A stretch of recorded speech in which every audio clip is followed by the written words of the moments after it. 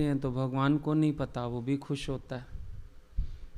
वो तो चाहता ही है लूट लो, जितना लूट सकते हो लूट लो, जितनी झोली भर सकते हो भर लो, फ़ायदा जितना ले सकते हो ले लो। वो तो चाहता ही है ये।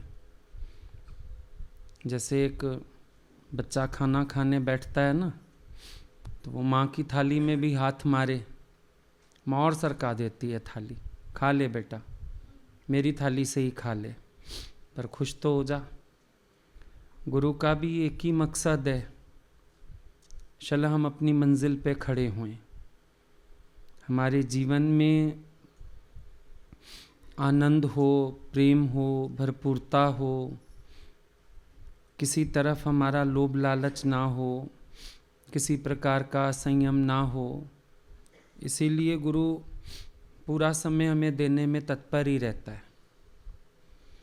कभी भी वो कंजूसी नहीं करता देने में, ताकि हमारी जीवन भरपूर हो जाए।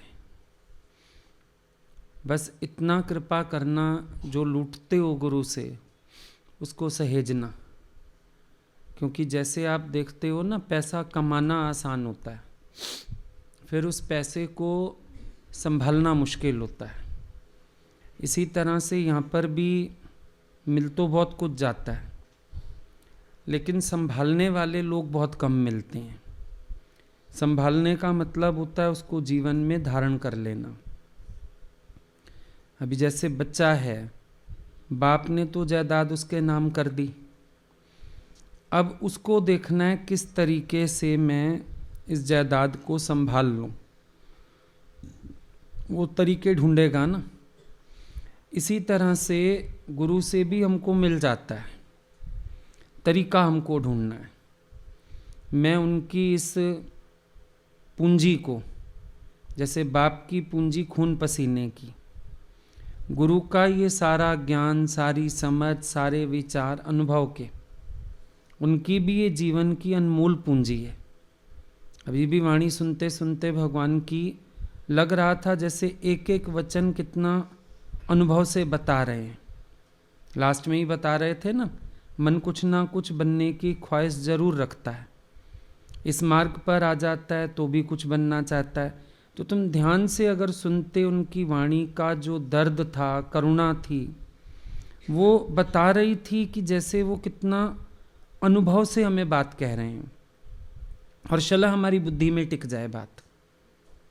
गुरु के जीवन की ये भी अनमोल पूंजी है अनुभव की। और ये भी एक सच्चाई ध्यान रखना कि ये ठहरता कहाँ है। जैसे शेरनी का दूध सोने के पात्र में ठहरता है, ऐसे ये ज्ञान भी शुद्ध अंतःकरण में ठहरता है। हमेशा अपने अंतःकरण को पवित्र रखना है। छल, वल, होशियारी, द्वैत, द्वेष, मतलब जितने भी ये विकार हैं, इन सबसे बड़ा शुद्ध रखना है। जहाँ अंतःकरण शुद्ध होता है, ये ज्ञान वहीं टिकता है। बाकी तो ज्ञान ज़बान पे तो बहुत सारा आ जाएगा, पर आचरण में कुछ नहीं होगा। और ज्ञान माना ही जो आचरण में है, जो आपके आचरण में टिक गया, ज्ञान उतना ही है। पैसे का सदुपयोग, बाप अगर पैसा देता है तो वो आशा करता है कि हम सदुपयोग करें, दुरुपयोग ना करें। किसी भी चीज़ का जब दुरुपयोग होने लगता है तो उसका रूप बदल जाता है। बीच में जब ये गांव वगैरह बिके ना, आजकल जैसे देखते हो हर जगह सोसाइटीज़ बन रही हैं, घर बन रहे हैं, तो ये बड़े बड़े कॉन्ट्रैक्टर्स ने खेतों के खेत खरीद लिए। अब खेत खरीदे तो गांव वाले अचानक करोड़पति हो गए। कहाँ तो खाने को रोटी नहीं थी, और कहाँ उनके खेतों की इतनी वैल्यू लग गई, करोड़ोंपति हो गए। अब कई गांवों से लोग हम लोगों से भी जुड़े ही हुए हैं, लेकिन बर्बादी क्या हुई? सबके पति नौकरी धंधे सब छोड़ के जो गांवों में काम करते थे खेतों में, वो वैसे फ्री हो गए। नौकरी धंधे वालों ने नौकरियां छोड़ दी। सारा कुछ छोड़ छाड़ के सब लोगों ने पीना शुरू कर दिया, जुआ खेलना शुरू कर दिया, बर्बादी के कागार पे आ गए। मिसयूज हो गया। अगर राइट यूज होता शायद उनके लिविंग स्टैंडर्ड्स इम्प्रूव हो जाते, अच्छे घर बना के रहते, अच्छी जगह में जाके रहते, ढंग से जीना शुरू करते। पैसा तो मिला लेकिन बर्बादी हो गई। ऐसे जब ये ज्ञान मिलता है अचानक गुरु का, जब आप इसको राइट यूज करते हो तो आप साधकों की, योगियों की, ऋषि मुनियों की श्रेणी में आ जाते हो। मतलब एक अपना ही मन बताने लगता है। भगवान हम लोगों से सवाल करते थे, तुम्हारा अंदर वाला कहता है तुम योगी हो, तुम्हारा अंदर वाला कहता है तुम ऋषि मुनि हो, तुम दे सकते हो अपने लिए जवाब। तो जैसे एक अंदर अच्छी फीलिंग आती है अपने प्रति। अज्ञान में जब सब दुखी थे तो अपने जीवन के प्रति एक नेगेटिव फीलिंग थी, अब अपने जीवन के प्रति एक बड़ी पॉजिटिव फीलिंग हो जाती है और बहुत आनंद होता है उससे। और अगर मिसयूज हो जाए इस ज्ञान का, अब ज्ञान का वैसे कोई मिसयूज है नहीं। मिसयूज माना हम ज्ञान को अपने सुख के लिए इस्तेमाल करने लगें, मिसयूज माना मन को ना मोड़ के हम ज्ञान को मोड़ने लगें, मिसयूज माना जहाँ हमको अपनी इच्छाओं की पूर्ति करनी हो वहाँ हम ज्ञान का कोई ना कोई पॉइंट धारण कर लें। ये हो गया मिसयूज। अब ये मिसयूज हमें क्या बना देता है, ना घर का ना घाट का। अज्ञानी आप अपने आप को कह नहीं पाते हो, ज्ञान का अनुभव है कोई नहीं, कहाँ खड़े हुए जाके, हो गए बंध ज्ञानी। जो सिर्फ ज्ञान के शब्द बोलने जानता है अनुभव पे जीरो है। विवेक जागा नहीं है, विवेक बंद है, इसीलिए गलत कर्म भी होते जाते हैं और अंदर वाला बाइट भी नहीं करता। तो मिसयूज आपको ऐसी स्थिति में खड़ा कर देगा जहाँ ना आप माया के ना भगवान के। तो मिसयूज कभी नहीं होना चाहिए। हमेशा ज्ञान को संभालो और जैसे एक समझदार बेटा बाप की पूंजी को बल्कि बढ़ाने की कोशिश करता है, अगर एक एफडी है तो 2 हो जाएं, कहीं ऐसी जगह इन्वेस्ट करूं लाख के 2 लाख बन जाएं। ऐसी उसकी कोशिश होगी जो समझदार है, सियाना है।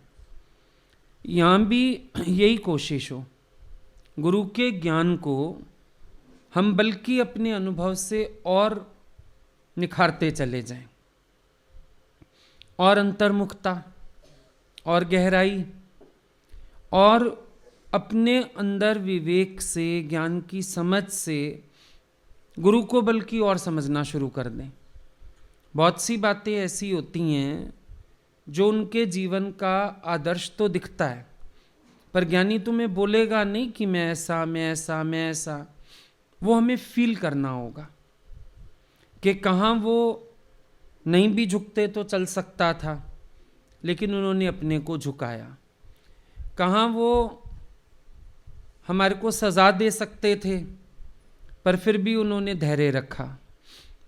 कहाँ वो इतने विशाल, इतने विराट और कैसे अपने को समेट के प्यार से, धीरजता से चलते हैं, बी नथिंग होके चलते हैं। तो कई ऐसी चीज़ें हैं, हमारे कई कर्म ऐसे होते हैं, वो चाहें तो हमें दुत्कार दें, एक तरफ कर दें, फिर भी माफ़ी देते हैं, गले लगाते हैं। तो कई चीज़ें हैं इस तरह की जिनको वो कह के नहीं बताएंगे, वो हमें सीखनी होंगी, वो हमें समझनी होंगी, हमें विचारना होगा। ज्ञानी तो बड़े से बड़ा होके भी निमाना हो सकता है, ब्रह्मज्ञानी ऊंचते ऊंचा, पर मन अपने है सबते नीचा।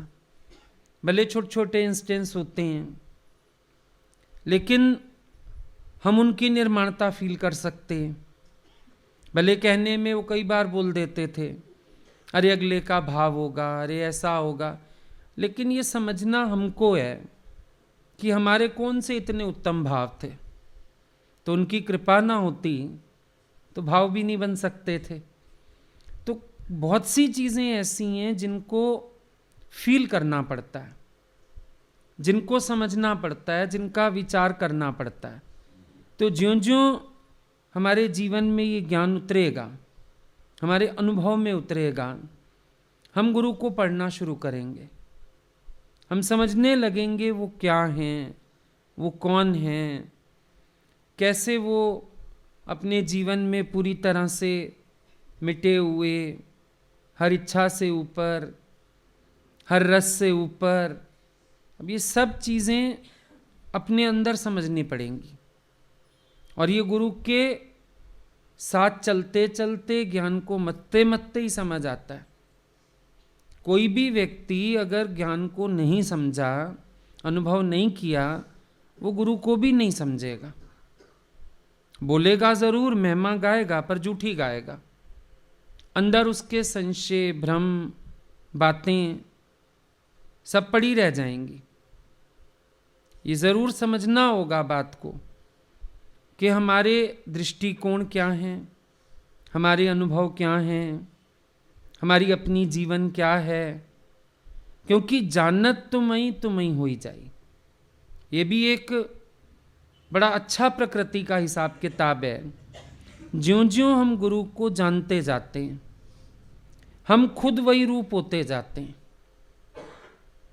ऐसा कभी नहीं होगा कि उनको तो हम जान लें और हमारी प्रोग्रेस ना हो। जानत तुम्हें, बस तुम्हें हो ही जाए। जानते जाते हैं उनको, हम वही रूप बनते चले जाते हैं। अंतःकरण की शुद्धि चाहिए, ये प्रकृति का दस्तूर है, नियम है एक, कि जो भगवान को ज्यों का त्यों जानता है। जैसे गीता में भगवान ने अर्जुन को कहा कि जितना बड़ा मैं हूं, जितने प्रभाव वाला मैं हूं, जो मुझे ज्यों का त्यों जानता है वो मेरा ही साक्षात रूप हो जाता है। बस जानने की बात है कि हम क्या जानते हैं। अब जब गद्दी दी गई लहणे को गुरु अंगद देव करके, गुरु नानक देव ने उसको बिठाया, और जो दस्तूर होता है गद्दी देने का, जो लोग गद्दियाँ देते हैं, नारियल, पतासा, कपड़े, पैसा रख के माथा टेका गुरु नानक देव ने। क्यों टेका? कि अगर गुरु ही किसी को झुक रहा है तो पीछे वाले अपने आप झुकेंगे। ये तरीका बनाया गया था कि हम गुरु को झुकते हैं पर पीछे वालों को शायद एक्सेप्ट ना कर पाए। तो दिखाया कि जिसको मैं झुक रहा हूं, मतलब वो तुम्हारे लिए भी वंदनीय है। तो बड़ा झगड़ा हो गया कि आपके साथ बाबा बुढ़ा भी रहता था और लहना भी रहता था, तो आपने पक्षपात किया, लहने को गुरियाई दी, बाबा बुढ़ा को नहीं दी। गुरु नानक देव ने बोला दोनों को बुलाया जाए। दोनों आए। पहले बाबा बुढ़ा से पूछा गया, आपने मुझे आजीवन क्या करके देखा? कहता है मैंने आपको एक अच्छा संत करके देखा। लहणे को बुलाया गया, तुमने गुरु नानक देव को क्या करके देखा जिंदगी भर? मैंने उनको पार ब्रह्म परमेश्वर करके जाना। गुरु नानक देव जी ने बोला फैसला हो गया।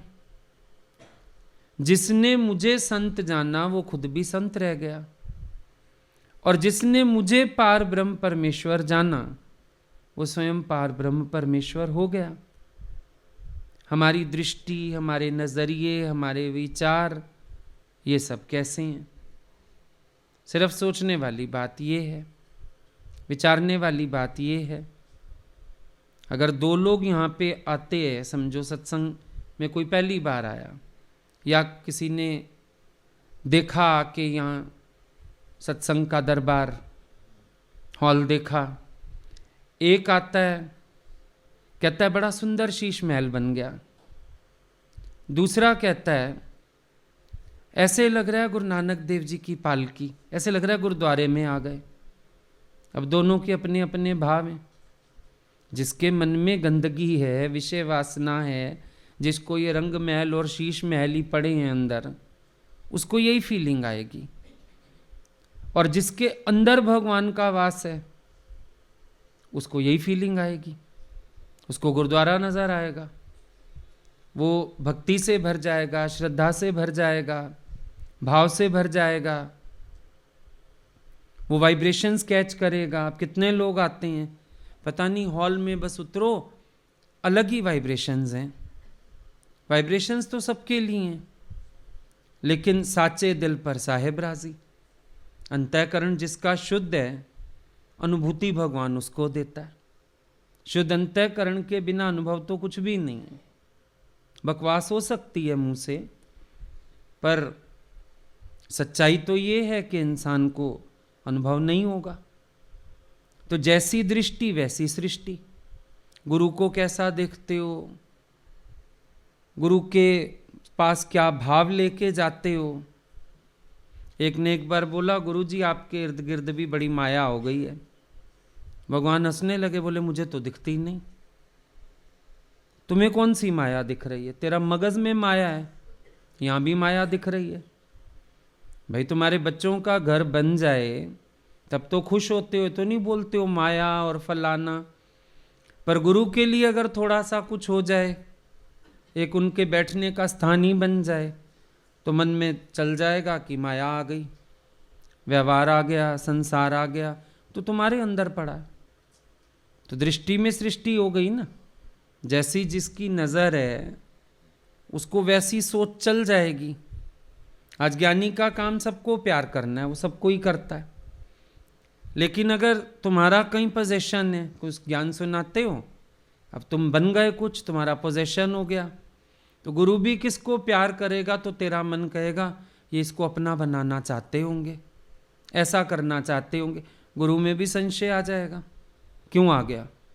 क्योंकि खोट अपने मगज में है, बन के बैठे हैं। अहंकार गवाया नहीं, आत्म निश्चय किया नहीं, जागा है नहीं, अधिकार भावना गई नहीं, हो गई परेशानी, हो गई उलझन। तो जरूर देखना पड़ेगा हम खुद कहां पर खड़े हैं। गुरु तो कह रहा है आओ मुझे समझो, मुझे जानो, पर इंसान गुरु को भी कभी कभी अपने फायदों के लिए समझना चाहता है, उनके जीवन से भी उतना उठाना चाहता है जिससे वो अपनी इच्छा की पूर्ति कर सके। आज आपको शौक है पहनने का, उड़ने का, तो बोलोगे गुरु पहनता है, मैं भी पहनता हूँ। हमारे यहाँ मना ही नहीं है, देखो हमारे गुरु ने कितना सुंदर पहना है, किसी को भी दिखा दोगे, क्योंकि तुम खुद ही उनकी बादशाहत में उनकी फकीरी अनुभव नहीं कर पाए। बड़े आराम से कर लोगे वही काम। दूसरा कोई काम करता है, हम वो काम क्यों करते हैं? क्योंकि हमारे अंदर इच्छा है, और इच्छा की वजह से मन कहता है जब ये कर सकता है मैं भी करूं। प्रॉब्लम ये है, मतलब हम इंडिविजुअल होके तो यहां भी नहीं बढ़ पाते। अकेले होके हम अपने जीवन को गढ़ने की कोशिश नहीं करते, पर अपनी इच्छाओं की पूर्ति के लिए हम 4 चीजें देखते हैं, गुरु की भी देखते हैं, और कॉपिंग शुरू कर देते हैं। गुरु को बाहर से कॉपी करने वाला गिरेगा। एक समर्थ पुरुष की बात आ जाती है, एक असमर्थ की बात आ जाती है। अब समर्थ को नहीं दोष गुसाई, रामायण में लिखा है समर्थ पुरुष को कोई दोष नहीं, लेकिन जो असमर्थ है उसको तो दोष है, वो बल्कि पाप का भागीदार बनेगा। अब समर्थ को दोष नहीं है, वो किसी की प्रसन्नता के लिए जिए, कोई काम करे। अब तुम गुरु को देख के कॉपी कर दो, हम जहाँ सत्संग करते हम भी वहाँ बर्थडे मनाएं, हम भी वहाँ केक काटें, और नहीं तो एक होशियारी आ जाती है, हम तो इनके पास गए फिर हमने आगे वालों को देखा ही नहीं। मतलब तुम भी मेरे को देखो, आगे तक मत जाओ। बड़ी इंटेलिजेंसी, जितना ज्ञान बोलना आ जाता है ना, उतने कर्म ज़्यादा बनते हैं, पाप ज़्यादा होते। निष्काम में भी पाप बहुत हो जाते।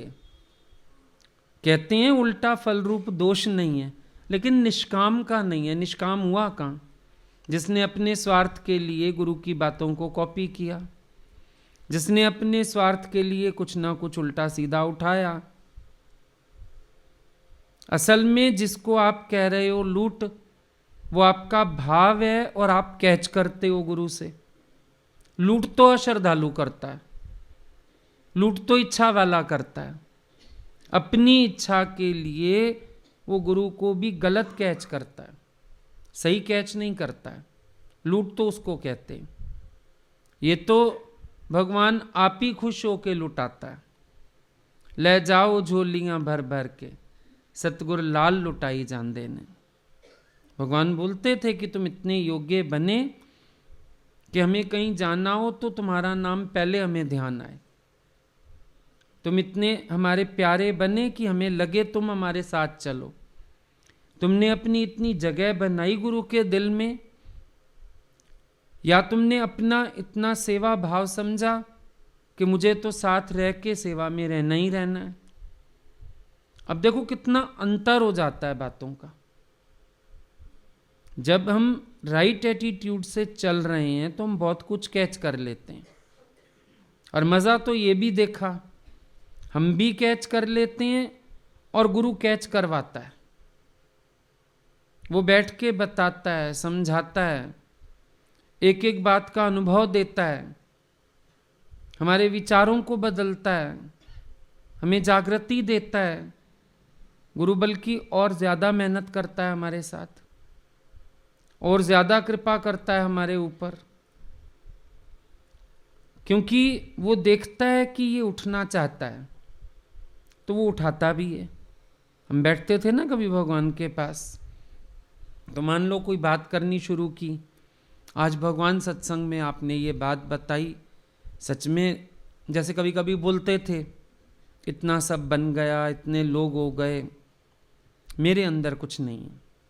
अब बैठे हम लोग दिन में, ऐसी बात छिड़ गई, भगवान सच में लग रहा था कि आप ये राइट कह रहे हैं। आपके जीवन से ही महसूस होता है कि सच में आपके अंदर कुछ नहीं है। ये सब बाहर भी हम लोगों के लिए सब हो गया, और ये सब तो बड़े प्यार से बात बताने बैठ जाते थे। मुझे गीता भगवान के सिवाय कोई याद नहीं है। हम इंटरफेयर भी नहीं करते ज़्यादा, हम झांकते भी नहीं रसोई में क्या कर रहे हो क्या नहीं कर रहे हो। इतनी बातें और बता देते थे, सचमुच अनुभव होने लगता था कि इनके तो अंतर एक ना दो। अब जो जैसा भाव जगा के जाएगा गुरु से वैसा और लूट लाएगा, क्योंकि एक तो कोई जबरदस्ती लूटता है, जैसे चोर उचक्के लूटते हैं गन पॉइंट पे, इस पे, ऐसा तो ज्ञानी को कोई लूट नहीं सकता। पर ज्ञानी को भाव पॉइंट पे लूटा जा सकता है। भाव वो जबरदस्त, तो वो अपनी तिजोरियां आप ही खोल देते हैं। जो हम नहीं भी जानते, जो हमें नहीं भी पता, हम कई बार बैठते थे, इतनी पर्सनल बातें बताते थे हमें चढ़ाने के लिए, समझाने के लिए कि कैसा कैसा संघर्ष आता है, कैसी कैसी बातें आती हैं, क्या क्या सामने पड़ जाता है। फिर ये भी बताते थे हमने किस विचार से अपने को उठाया। तो ये चीज़ें कब होती हैं? भाव सेहत। अगर हमारा भाव है सीखने का, लेने का, तो बल्कि वो बुला के भी देते हैं।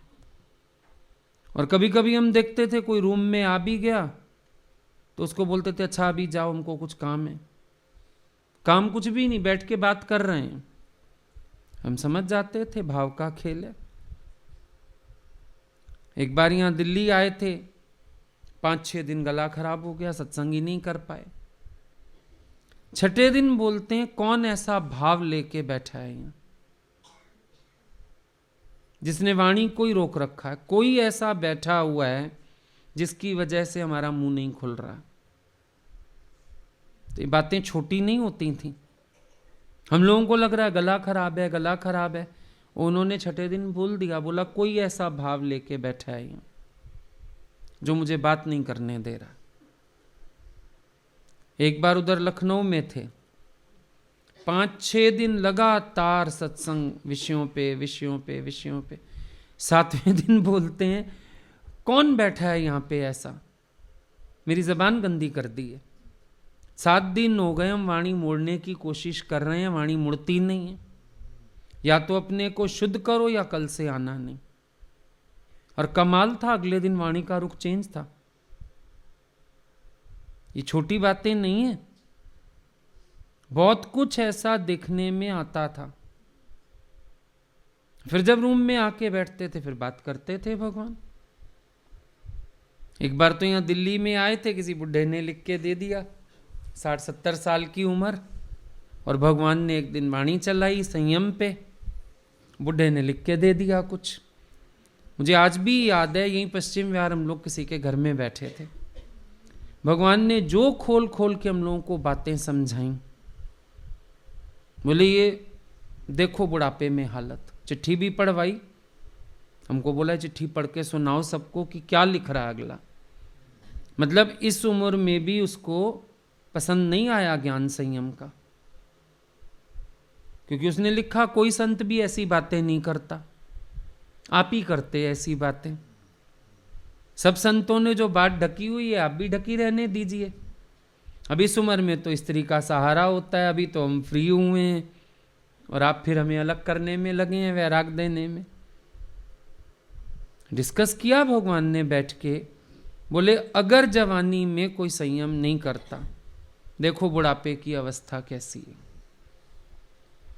गुरु में दोष नजर आ रहा है, गुरु की वाणी में अगला दोष ढूंढ रहा है, लेकिन अपने आप को बनाना नहीं चाह रहा, अपने जीवन में संयम पैदा नहीं करना चाह रहा, पर गुरु की वाणी में दोष ढूंढ लिया है उसने।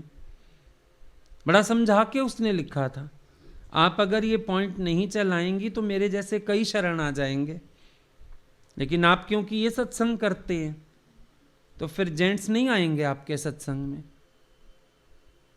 भगवान ने तो खैर अगले दिन बहुत कुछ बोला उसको, लेकिन समझाया भी। अब ये फर्क हो जाता है, कोई गुरु को देख के भी शल सीखे, समझे वो क्या कहना चाहते हैं, क्या बताना चाहते हैं। जीवन में एक कमी है, गुरु उसको दूर कर रहा है, शायद तेरे बैठने से ही वाणी चली हो, तू शुक्र कर, मार्ग पूछ, अपना मन हटा वहां से। उल्टे उनको समझा रहा है कि अगर आप ये वाणी नहीं चलाएंगे तो हम आपके पास आएंगे, मेरे जैसे कई आएंगे। भगवान बोले सारे ऐसे गंदे गंदे बुढ़े ले आएगा, मुझे सत्संग में चाहिए ही नहीं। बोले एक मुसीबत और हो जाएगी, मेरी लड़कियों को ताकेंगे बुढ़े आके, मुझे बुलाना ही नहीं है ऐसों को सत्संग में, क्यों बुलाना। और शक्ति थी शुरू में, जिन लोगों के जीवन में नेम संयम ये चीजें नहीं दिखती थीं, उनको मोड़ दिया जाता था वापस, कि अगर तुम ज्ञान की योग्यता धारण नहीं करते हो तो तुम जा सकते हो, यहां बैठो तो ज्ञान के अकॉर्डिंग जीवन को ढालो, बनाओ अपने आप को, मोड़ो अपने मन को, विचार बदली करो अपने, जरूरी है ये चीजें। तो ऐसा नहीं कि लूटना पड़ता है, गुरु तो लुटा रहा है, कैच करना पड़ता है। दादाजी ने जगह जगह बोला please catch me, please catch मी। दादाजी आप ऐसी बात क्यों कहते हैं, प्लीज कैच मी। बोला दिस ज्ञान इज कॉट नॉट टॉट, ये ज्ञान हम किसको पढ़ा नहीं सकते हैं, अगला कैच कर सकता है इसको। तो जो इस ज्ञान को कैच करेगा वही पलटेगा, पलटा भी सब नहीं खाएंगे। जो कैच करेगा गुरु की बात को, पलटा भी तो वही खाएगा। गुरु को बटोरना बहुत अच्छी साधना है इस मार्ग पर। अगर हम गुरु को बटोर पाएं, गुरु को समझ पाएं, उनकी पसंदी समझ पाएं, उनके अकॉर्डिंग ढल पाएं, ये बहुत अच्छी साधना है इस मार्ग पर। अगर किसी के अंदर ये भाव आ जाए, क्योंकि फिर लूटने की जरूरत नहीं पड़ती, भगवान अपने दिल के खजाने खोल के रख देते हैं। ये हमने साक्षात अनुभव किया है, साक्षात।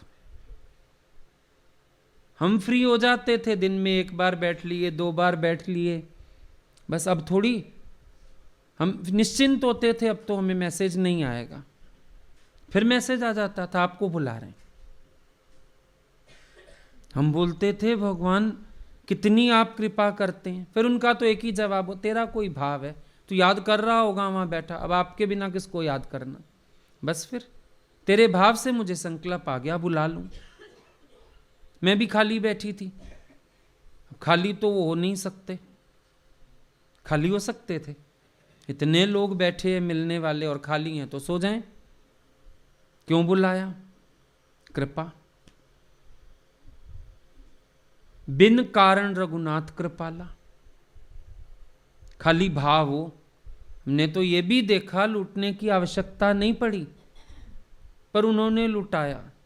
सम have greatness thrust upon them, जबरदस्ती किसी को ग्रेटनेस दी जाए, जबरदस्ती किसी को भरपूर किया जाए, जबरदस्ती किसी को माला माल किया जाए, वो चीज अनुभव की। क्योंकि हमारे पास तो कोई बहुत उनकी सेवा के भी साधन नहीं था। भाई हम चाय बना के ले जा रहे हैं, नाश्ते, कभी इत्तफाक से हो गया, पर रेगुलर सेवा तो लड़कियां थीं, वही देखती थीं। ये भी नहीं था हमारे पास कोई बड़ी सेवा थी करने के लिए, हम ट्रे लेके उनके रूम में जा रहे हैं, कुछ कर रहे हैं, कुछ भी नहीं, ले ही आते थे उल्टा। चाय भी वो पास बैठा के पिला देते थे और बातें भी करते थे, हाँ, पर खजाने भी लुटाते थे। जो डायरी लिखी होती थी निकाल लाते थे, आवाज देते थे लड़कियों को, डायरी दो, फोटो स्टेट करा के ले जाओ, तेरे को शौक है इसलिए दे देती हूं। खजाने भी तो भगवान लुटाता है। अब हमें तो पता नहीं उन्होंने डायरी लिखी है, मुझे क्या पता, पर खुद ही बता देते थे, मैंने पीछे एक डायरी लिखी है, देखिए तेरे पास नहीं होगी ना, जो पर्सनल वाली, वो दूसरी तो मिल जाती थी फोटो स्टेट होके, जो सत्संगियों को मिलती थी, लेकिन जो पर्सनल वाली होती थी वो भी बुला बुला के ले जाओ, फोटोकॉपी करा लो इसकी जल्दी से। कृपा ही तो हुई। लेटर लिखा एक बार भगवान ने, श्याम भगवान होके गए, नारायणी भगवान लोग होके गए, लेटर्स लिखे इन्होंने, पता नहीं किस मूड में बैठे थे, लेटर भी दिखा दिए। हम कहें हमें क्यों दिखा रहे हैं? बोले तुझे अच्छा लगता है ना जो हम लिखते हैं, ये भी लिखा है। फिर खुद ही ने कृपा की, फोटोकॉपी कराने की इजाजत भी दे दी, मेरे पास अभी भी रखे हैं। मैंने कहा फोटोकॉपी करा लूं, बोले इसको क्या करेगा? इनका बस पता नहीं क्यों आपकी जो नम्रता झलक रही है, जो आपकी निर्माणता झलक रही है, ऐसे लग रहा है इसको पढ़ के बड़ी प्रेरणा मिल रही है। सबको सम्मान देना, खुद नीचे हो जाना, जो भी अनुभव में आया उस समय। बोले अच्छा जा करा ला, दौड़ के फिर पोस्ट कराना। फोटोकॉपी भी करा लिए, फिर पोस्ट भी कर दिए। क्या बोलोगे इसको? हमने कहाँ लूटा? हमें तो यही नहीं पता था इनके यहाँ खजानों में इतने लाल रखे भी हैं। बाहर से तो साधारण दिखता है ज्ञानी, हम कहाँ ये भाव लेके गए थे? हमें पता था हमें इनको लूटना है, इनके पास खजाने पड़े हैं। ये तो इतना दिलदार होता है ज्ञानी, भाव वाला कोई आ जाए आप ही तिजोरियां खोल खोल के दिखाता रहता है, ये भी है, ये भी है, ये भी है। ले जाओगे, संभाल लोगे, ले जाओ, ले जाओ, ले जाओ। अब रोज जो सत्संग किया भगवान ने, छोटी बात थी? रोज जो वाणी चलती थी, छोटी बात थी क्या? बहुत बड़ी बात थी। रोज जो सत्संग किया, कम था क्या? किस पर कृपा की? सारी सृष्टि पे कृपा की। अगर वो मुंह ना खोलते, हम में से कोई उनको पहचान भी ना पाता। नहीं, उनकी वाणी माध्यम बनी, पता चला ये ग्रेट है। ग्रेटनेस क्या है ये भी उनकी वाणी से पता चला। उनको समझना भी उनकी वाणी से हुआ। नहीं, उनको समझ ही ना पाते। ये कम कृपा थी क्या? हम तो ऐसे निकल जाते जैसे कोई अंधा हीरों की पोटली देख के भी निकल जाएगा। हम तो दुनिया से ऐसे निकल जाते, पता चलता ब्रह्मज्ञानी कौन है, क्या उसकी महिमा है, क्या उसकी जीवन है। ये तो सब कृपा करके उन्होंने अनुभव करा दिया, दिखा दिया, अपने आप को भी लखा दिया, वरना कौन लख सकता था। हमने क्या लूटा, उन्होंने तो भाव के आगे अपने आप को स्वयं लुटा दिया कि ले जाओ सब। अनुभव तो ये कहता है, बस ये उनको अच्छा लगता था। बार बार तेरा प्यार है ना, तेरे को गुरु के लिए भाव है, तुझे कैच होता है हम क्या बोल रहे हैं, तुझे मालूम पड़ता है हम कहाँ से बात कर रहे हैं। कभी कभी कोई बात सत्संग में चलती थी, हम अचानक बता देते थे तो बोलते देखो ये समझा ना, हम जो बोल रहे थे इसको समझ आया। खुश होते थे बस इस बात से, उनको अच्छा। और ये नहीं कि सचमुच फील होता था, बैठते थे ना वहाँ, ऐसे लगता था जनक की सभा, सुखदेव की सभा, लगता था बड़ी ऊंची सभा में आ बैठे। एक अंदर ही फीलिंग होती थी, पता नहीं वहाँ के आसन पे विराजमान होते थे, फीलिंग आती थी कोई एक अलौकिक दृश्य हो गया। अब ये जो शास्त्र पढ़ के कल्पित था, लगता था हम उस महफिल में शामिल हो बैठे हैं आके। और फिर जब वाणी चलती थी, वो प्रवाह होता था और जो वो उनके भीतर से निकलता था सब, उस समय समझ आता था।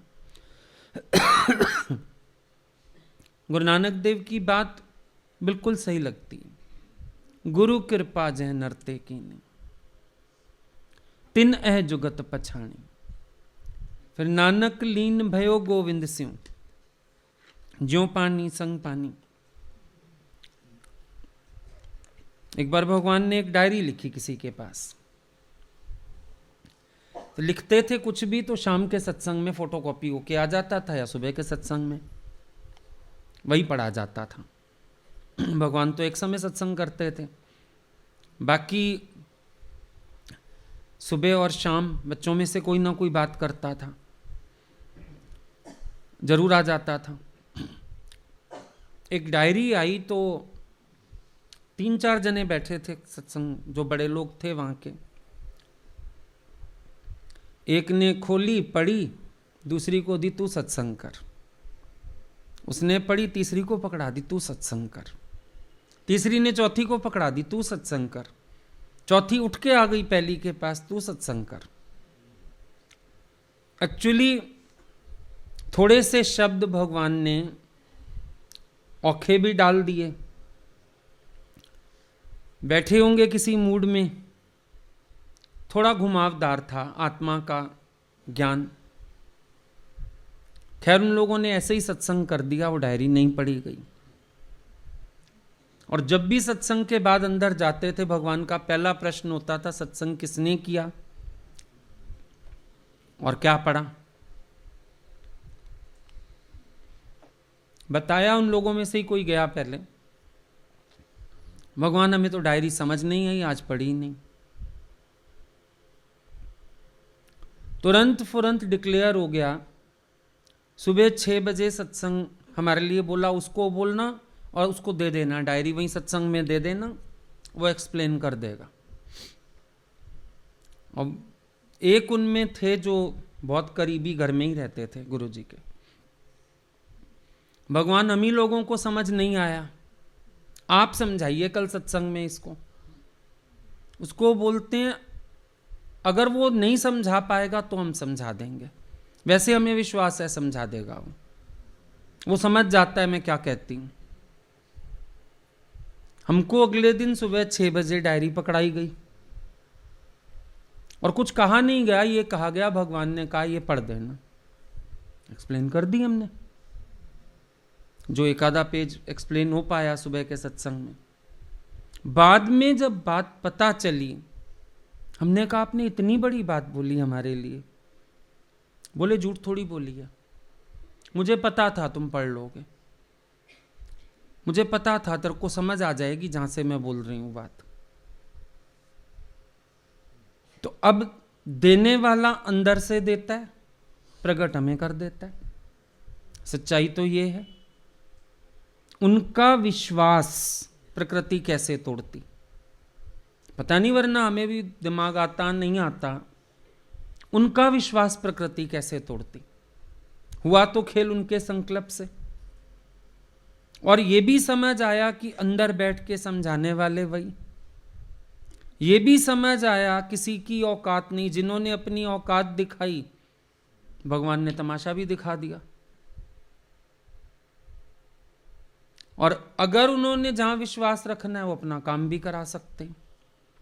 तो अब सोच के देखो, हम लूट सकते हैं या वो लुटा देते हैं।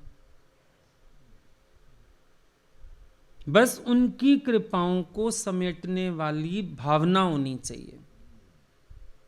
बहुत बार ऐसी चीजें देखी, बहुत बार ऐसी चीजें समझी, बहुत बार होते थे ये खेल।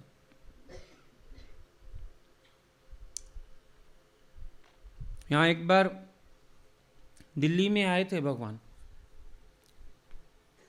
मेरे को भी याद है। शकूरपुर चौक के पास ना एक वो पड़ता था एरिया मधुबन का, हम उनके घर बैठे थे और किसी ने गा दिया वो आपकी नजरों ने समझा। शायद आप लोगों का पहली बार वहां मिलना था भगवान से। तो कहते हैं आपकी मंजिल हूं मैं, मेरी मंजिल आप हैं। क्या मतलब? चलो तुम हमें मंजिल कहो ठीक, हम तुम्हें मंजिल क्यों कहें। काफी देर बात चली, कोई कुछ बोले कोई कुछ बोले। आखिर फिर भगवान ने ऐसे उंगली कर दी, तुम क्यों नहीं बोल रहे हो, जवाब दो। और फिर जो जवाब उनको देना होता था वही निकलवा लेते थे। फिर बोलते थे इसने सही जवाब दिया।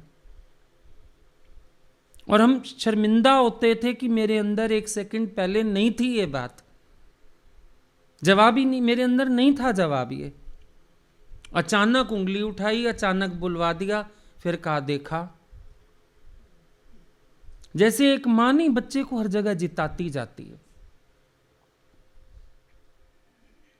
देता है गुरु। हमारे पास कोई सामर्थ्य नहीं है हम उनको भी लूट पाएं, क्योंकि वो इतने बड़े कारीगर होते हैं, सब कुछ छिपा के बैठ जाएं, ऐसी लीला कर दें कि तुम्हारा विश्वास ही निकल जाए। ऐसे खेल भी देखें। जिसको उन्होंने अपने को नहीं जनवाना ना, ऐसे खेल करते थे अगला आने से पहले ही विश्वास उठा के चला जाए। दादाजी ने नहीं बिठाना किसी को, अगला सत्संग में आके बैठा और उनका सत्संग शुरू, गालियां शुरू। अगला बोलता था ये कोई ज्ञान है। देख लिया कोई साहूकार आके बैठा है, सुई के छेद से हाथी निकल जाएगा, साहूकार को ज्ञान नहीं लगेगा। अगला सड़ जाता था। दादा श्राप देता है तुम्हारा। बोलता था साहूकार हो ना मान रहे हो, ये अभिमान गवा के आओ। पेट डायलॉग था दादाजी का। जिस दिन कोई दिख जाए बढ़िया घर का आया बैठा, उनका सत्संग ही यहीं से शुरू होना है। सुई के छेद से ऊंट निकाल देते थे, हाथी निकाल देते थे, पर साहूकार को ज्ञान नहीं लगेगा।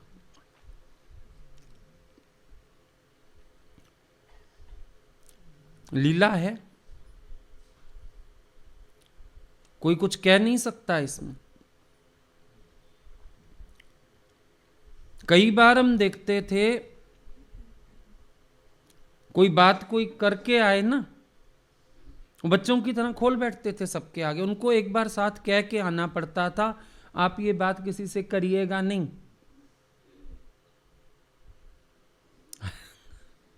कभी कभी अजीब भी लगता था, लेकिन वो बोल सरलता इतनी थी, बोल बैठते थे, सत्संग में ही बोल जाते थे बात। उनको 2-3 बार कहना पड़ता था, आप ये बात किसी से कहिएगा नहीं, आप ये बात बताइएगा नहीं, करिएगा नहीं। हाँ हाँ भाई नहीं करेंगे, मान भी गुस्सा नहीं करते थे कि हम तुमको पागल दिखते हैं क्या।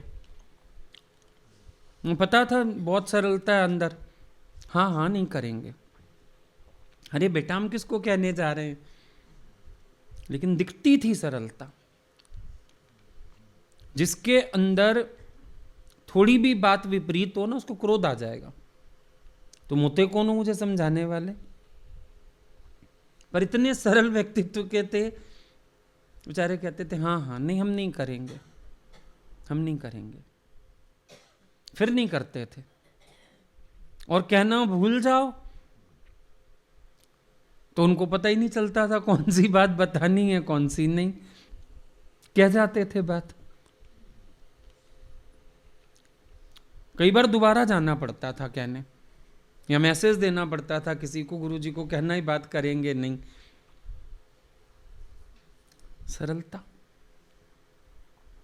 पास रह के जो ये चीजें दिखती हैं ना, ये और अच्छी थी। ज्ञान ध्यान सब एक तरफ, जो उनका सरल चरित्र, व्यक्तित्व, जो अंदर से हर चीज से परे रहना, बड़ी कृपा की उन्होंने साथ रख के जो ये सब भी दर्शाया। ज्ञान से मोती झर रहे हैं, लेकिन हमारी इतनी बुद्धि कहां। और फिर ज्ञान प्रैक्टिकल कैसा है, ये उनकी जीवन देख के समझ आता है। तो इसका मतलब हम लूट तो नहीं रहे, लुटाया जा रहा है। अब हमें थोड़ी पता होता था वो कहीं जा रहे हैं, चिट्ठी आ जाती थी, फोन आ जाता था, हम फलाने शहर जा रहे हैं, तुम पहुंचोगे, देख लो तुम्हारा बन जाए तो आ जाना, फलानी तारीख को पहुंच रहे हैं हम। लुटाया गया ना। लूटते तो तब जब खबर होती कुछ, हम यहां वो वहां, फोन इतने थे नहीं। जिस दिन उनकी टिकट बुक होती थी पहले फोन कर देते थे, देख लो अगर तुम्हारा बन जाए आ जाओ, हो जाएगा रहने का बंदोबस्त। कृपा ही तो कहेंगे। आगरा मथुरा आए होते थे, फोन आ जाता था, आ जा 3-4 दिन मेरे पास रह भी जाना, मुझे ले भी चलना, फिर हम दिल्ली चलेंगे। कृपा नहीं है तो और क्या है। यहां आए, जयपुर जाने का बना, बोले हम तो तुम्हारे साथ ही चलेंगे, तुम लोग गाड़ी उठाओ, हम तुम्हारे साथ ही जाएंगे। वो इतने गोल्डन मोमेंट्स, क्योंकि कोई था ही नहीं साथ, 4-5 जने सारे। इतना वो ट्रिप अच्छा था, वो 18 दिन तो हम भूल नहीं सकते, हमारी लाइफ के मेमोरेबल डेज हैं। पूरे दिन उनके साथ साधारण घूमना, बैठना, खाना, रात को 2-2 बजे तक गप्पे मारना, भूलते नहीं वो दिन। दिया गया, और उसमें कोई जरूरी नहीं ज्ञान की वार्ताएं होती थी, कोई वार्ता नहीं होती थी कभी कभी, पर हमको भी बड़ा अच्छा लगता था कि हम इतने साधारण तरीके से इनके साथ बैठे हैं, खाते हुए, चलते हुए, घर में काम करते हुए, क्या नहीं दिखाया। लखनऊ भी भीड़ नहीं थी, सुबह की ट्रेन से पहुंचे, भगवान बोलते थे आज दिन में किसी के नहीं चलते, तू भी आराम कर, हमारे घर ही रुक जा। देखा उनको किचन में काम करते देखा, अलमारियां संभालते देखा, बहुत कुछ करते देखा। मम्मी जी मशीन चलाते रहते थे बैठ के, वो सब सीन देखे। तो दिया गया ना, हम ले कहां पाते। एक दिन तो पूरा दिन कमरे में हलचल थी, हम वहीं थे, तब सत्संग तो खास था नहीं, और 10 बजे से पहले सत्संग पूरा हो जाता था। भगवान ने अंदर बुला लिया रूम में, जो बाद में मम्मी जी का रूम हो गया था। भगवान का तब छोटा सा रूम था अंदर, तो बाहर उसी रूम में बैठते थे। बैठा लिया, पूरा दिन हलचल, एक आ रहा है एक जा रहा है, एक आ रहा है एक जा रहा है। उन्होंने टीवी भी ऑन किया तो उसको भी नहीं, 2-2 मिनट में म्यूट करें, कभी फ़ोन बज जाए, कभी कुछ हो जाए। मैंने खाली इतना ही बोला दोपहर को, मैंने कहा आपके लिए तो अच्छी वो है। तब हम लोगों की तो लाइफ कंफर्टेबल थी, सत्संग शायद पता नहीं शुरू किया था नहीं किया था, याद नहीं, ऐसे ही बोल दिया। मैंने कहा आपकी लाइफ तो कितनी टेंशन वाली है भाई, आप 2 मिनट आराम से टीवी भी नहीं देख पा रहे हैं, एक आ रहा है एक जा रहा है। हंसने लगे। वो बेचारों का प्यार है सबका। टीवी तो मैंने ऐसे ही खोल रखी, ऐसे ही सुन लेती हूँ फिर छोड़ देती हूँ। और कोई होता तो कथा गा देता, अरे भैया पूछो नहीं यहाँ पर हाल, सारा दिन सिर दर्दी फलाना। बड़े प्यार से बोलते हैं, अरे प्यार है ना सबका, कोई बात नहीं, सेवा करते हैं सब, ऐसे थोड़ी घूम रहे हैं, कोई सेवा कर रहा है, कोई सेवा कर रहा है। अब वो ये नहीं बताएंगे मुझे कि ये मेरी नम्रता है, ये मुझे समझना आना चाहिए।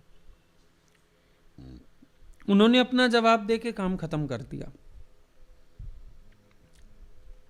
पर मुझे मालूम हो। एक बार वहीं पर ही सत्संग में एक ने बड़ी बदतमीजी से बात की थी, नजदीकी, बहुत बदतमीजी की उसने। खैर सत्संगियों को तो सबको निकाल दिया गया एकदम, भगवान ने उसको दिए 5-6 जवाब तो करारे, और उसको ही बोला निकल हमारे घर से। अंदर रूम में गए तो हम उस दिन सुबह पहुंचे ही थे, हमें बोलते हैं अंदर आ जा। लेट गए ऐसे आधे पलंग पे, जैसे भगवान विष्णु लेटे रहते हैं, लेट गए, पास में मुड़ा रखा था, बोले यहाँ बैठ जा। बैठ गए, हमसे बातें करने लगे, तेरे मन में तो कुछ नहीं आया? मैंने कहा मन में तो आया, आपके लिए नहीं आया, लेकिन अगली के व्यवहार पे थोड़ा बुरा तो लग रहा है, और आपकी इतनी इंसल्ट की, ऐसे बोला, इतना समय साथ रह के साय की तरह, समझा नहीं क्या इसने आपको? इतना मन के वश हो जाते हैं क्या?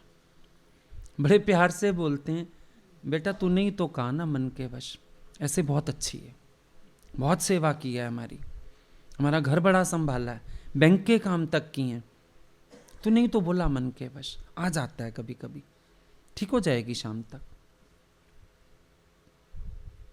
अगले दिन देखा वो आ गई तो उसके मुंह में किशमिश खिलाई जा रही है, बादाम खिलाए जा रहे हैं, चांदी के गिलास में उसको चाय दूध पिलाए जा रहे हैं।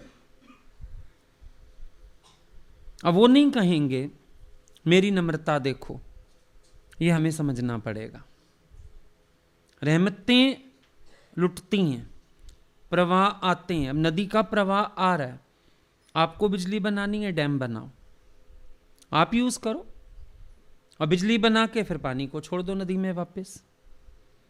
अपनी भक्ति धारा में चलते हुए ये एक ब्रिज बनाना पड़ता है, डैम, जिसमें गुरु की कृपाओं को इकट्ठा करो, फिर मनन की चकियां चलाओ जिससे एनर्जी उत्पन्न होगी, फिर अपनी धार में बह जाओ मजे से।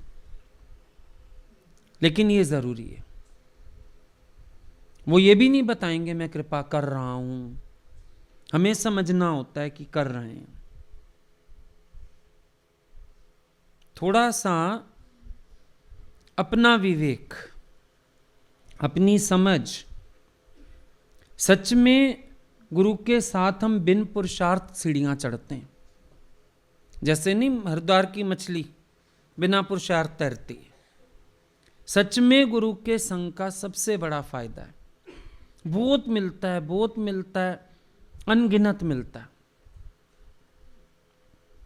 पेड़ ने इतना फल दिया, एक आम का पेड़ होता है, अनंत फल, सेब, अनंत फल, माली संभाल सके? नदी में तो बाढ़ भी आ सकती है, संभालो? महापुरुष लुटाते रहते हैं, हमारी क्या औकात लूटने की? अभी भी लगता है पता नहीं कितना लूटा कितना छूटा, ये थोड़ी कह सकते हैं सारा लूट लिया।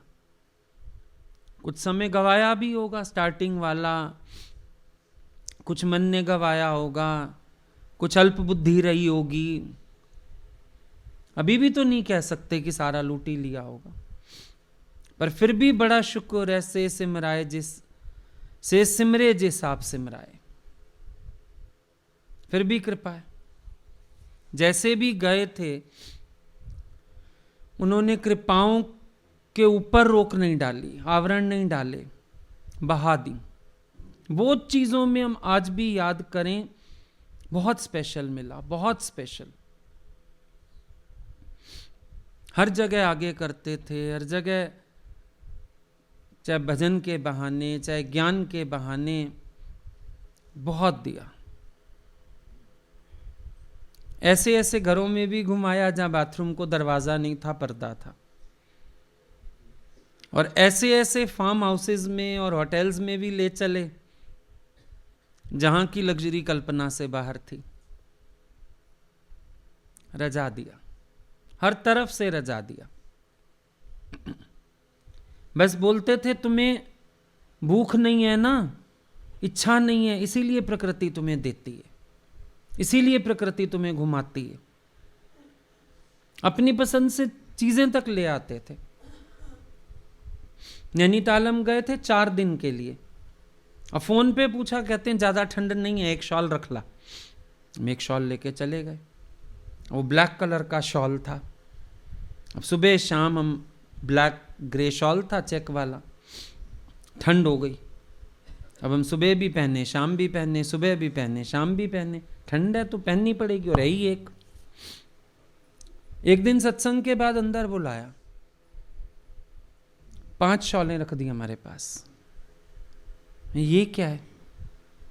हम बाजार गए थे, तेरे लिए शॉलें ले आए। एक शॉल पहन के वो काली सी घूमता रहता, अब नहीं पहनना उसको। वो शॉल ही फेंकवा दी मेरी, हालांकि ऐसी खराब भी नहीं हुई थी, बहुत नहीं पसंद आई। इसको तो यहीं फेंक चल नैनीताल में, ये मैं नहीं ले आई हूं, ये पहनना। प्यार भी ऐसा किया। तभी लोग कहते हैं विवेकानंद को रामकृष्ण ने किया, हम कहते हैं उससे कहीं ज्यादा गुरु ने हमें किया। पहनाया, ओढ़ाया, मर्जी के कपड़े भी पहनाए। अपने बर्थडे पे 1-2 बार, बर्थडे उनका, सूट हमें दिया, तू कुर्ता पजामा पहनता है यही पहन, मैं यही हूं, सिल वाले घर भेज दे, सिल के आ जाएगा, मेरे को पहन के दिखा। बड़ी तरह से लुटाया, बाहर से भी भीतर से भी। पर बोलते थे मुझे तुम्हारा निरीक्षापना दिखता है, तो मेरा मन करता है तुम्हारे लिए करूं, मेरा मन करता है तुम्हें खिलाऊं, मेरा मन करता है तुम्हें घुमाऊं। हर तरह से रजाया। तो कृपाएं बरसाते हैं। शायद हम एक्सपेक्ट भी नहीं करते थे, कुछ चीजें ऐसी थीं कभी एक्सपेक्ट नहीं की थी, पर उनकी कृपा फिर भी दिया उन्होंने, आउट ऑफ द वे जाके भी दिया। ज्ञान के हिसाब से देखो तो बहुत कुछ आउट ऑफ द वे बन गया, लेकिन वो कहते थे मैं अपने बच्चों के लिए कुछ भी करूं, आउट ऑफ द वे जाके भी देते थे। बहुत प्यार किया, हर भाव पूरा किया, पर इतना जरूर उनको होता था कि कैच कर पाओ और जीवन में तुम्हारे दिखे, ये जरूर उनको एक्सपेक्ट होता था। ऐसे तो हम अपनी बात करते हैं, पता नहीं कितने रहे होंगे जिनको ऐसे तारा होगा उन्होंने, जिन पर ऐसी कृपा की होगी उन्होंने। अब किसने कितना समेटा वो अगले के अपने ऊपर, पर उनके देने में कमी नहीं रही कभी भी। तो अगर भजन चलता है ना, राम नाम की लूट है, लूट सके तो लूट, वही बात है। राम नाम ऐसे लुटता है, भगवान ऐसे कृपा करते हैं, अपनी जीवन दिखाते हैं, विशेष हमारे साथ करते हैं, तो उसी सब में समझ आ जाता है इनकी कृपा का स्वरूप क्या है, समझ में आ जाता है। कभी जाओ तो रात को 12 बजे ट्रेन पहुंच रही है तो बैठे हैं, उबासियां आ रही हैं, आप सोए क्यों नहीं? मुझे लगा मिल के सोऊं, तेरे को सारी रात नींद नहीं आएगी, गुरुजी सुबह मिलेंगे। हम तो रात को पहुंच गए, चाहे हम तैयार होते थे कि अब तो नहीं मिल पाएंगे, पर कोई बुलाने आता था, अंदर सारा घर अंधेरा, सब सो चुके हैं, ये अपने कमरे में छोटी सी लाइट जला के बैठे हूं, बिल्कुल सोने को तैयार, नींद से हालत खराब, बस 2 मिनट तेरे से मिल लूं। चाय बनवा दूं, ये मैं, आप सोइए, चाय वाय कुछ नहीं चाहिए हमें, तो खा पी के आए। तो कृपाएं तो ऐसी बरसती देखी। हम कहां से लूट पाते, लुटाने वाले ने लुटाया। है कृपा तेरी मेरे सतगुरु, तूने जीवन मेरा बना दिया। नहीं, लूटो तो भी उनको खुशी है, पर फिर भी सच्चाई ये है कि अगर लुटाने वाला ना लुटाए तो हम क्या लूटें।